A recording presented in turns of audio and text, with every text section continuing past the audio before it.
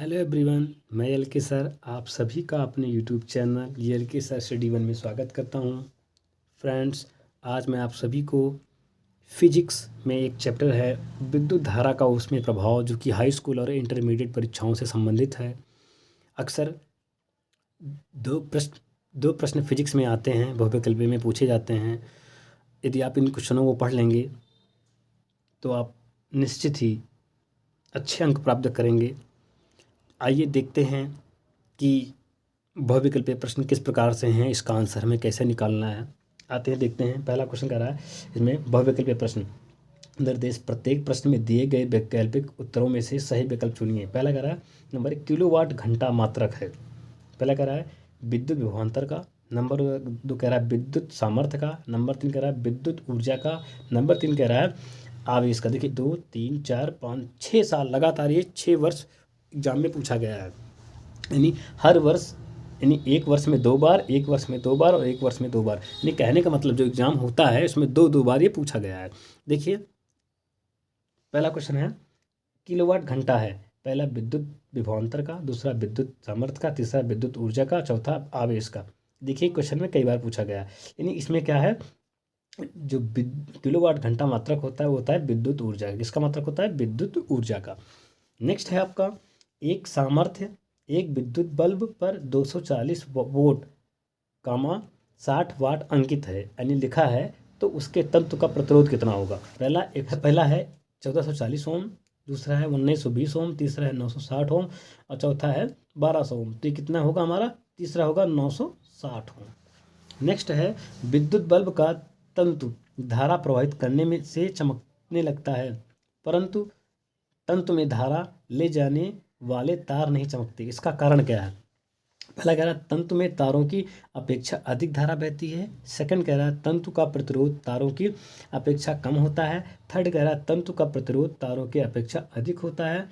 Fourth कह रहा है धारा प्रवाहित करने के लिए टंगस्टन धातु ही चमकती है। जी हाँ, यानी कहने का मतलब तीसरा इसमें क्या है, सही है। तंतु का प्रतिरोध तारों की अपेक्षा अधिक होता है। क्या होता है थर्ड कह रहा है तंतु का प्रतिरोध तारों की अपेक्षा अधिक होती है। आइए अगला देखते हैं क्वेश्चन नंबर 4 कि एक पावर स्टेशन की सामर्थ्य 200 मेगावाट है। कितना है, 200 मेगावाट। इसके द्वारा प्रतिदिन उत्पन्न विद्युत ऊर्जा कितनी होगी। देखिए पहला है 200 मेगावाट घंटा, दूसरा कह रहा है 4800 मेगावाट घंटा, तीसरा कह रहा है 4800 मेगावाट, चौथा कह रहा है 4800 जूल। यानी इसमें कौन सा है, पहला 200 मेगावाट घंटा। नेक्स्ट है 5 नंबर बिजली का घरेलू उपयोग के लिए मूल्य 60 पैसा प्रति यूनिट है।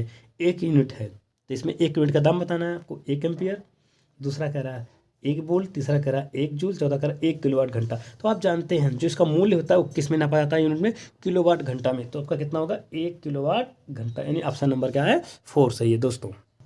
अगला क्वेश्चन है दोस्तों, क्वेश्चन नंबर 6 एक सेल से R1 तथा R2 प्रतिरोध के 2 तार समांतर क्रम में जोड़े जाते हैं। यदि उनमें प्रवाहित धाराएं क्रमशः I1 तथा I2 हो एवं प्रति सेकंड उत्पन्न ऊष्मा क्रमशः H1 तथा H2 हो, तो पहला कह रहा है H1 upon H2 is equal to R2 upon R1, दूसरा कह रहा है H1 upon H2 is equal to R1 upon R2, तीसरा कह रहा है H1 upon H2 is equal to I1 upon I2, fourth कह रहा है H1 upon H2 is equal to I2 upon I1।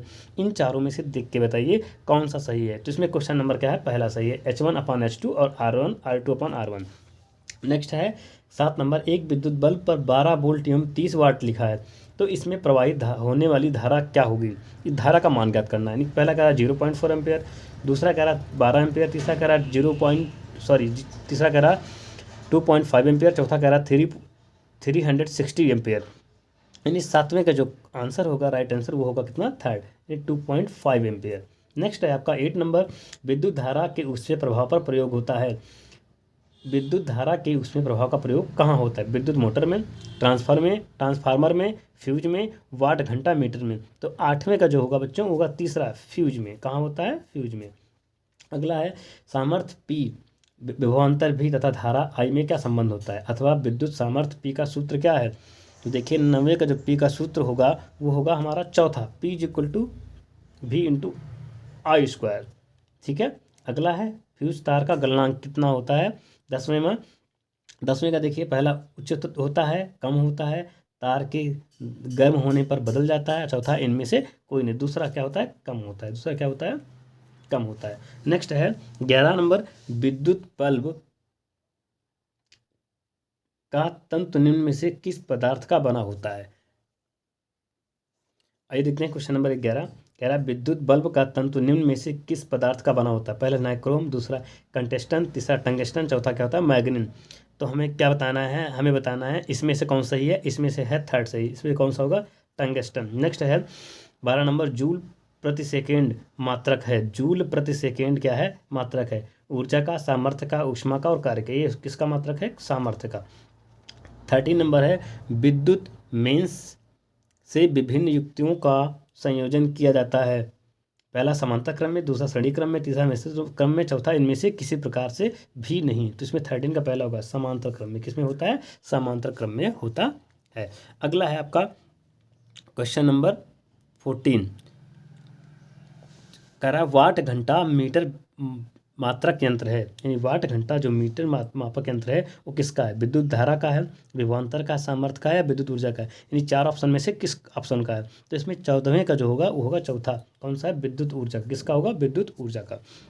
Next है 15वां, एक विद्युत हीटर की सामर्थ्य 0.5 किलोवाट है। कितना है, 0.5 किलोवाट है। तो उसे 20 मिनट तक उपयोग में लाने पर उत्पन्न ऊष्मा का मान क्या होगा।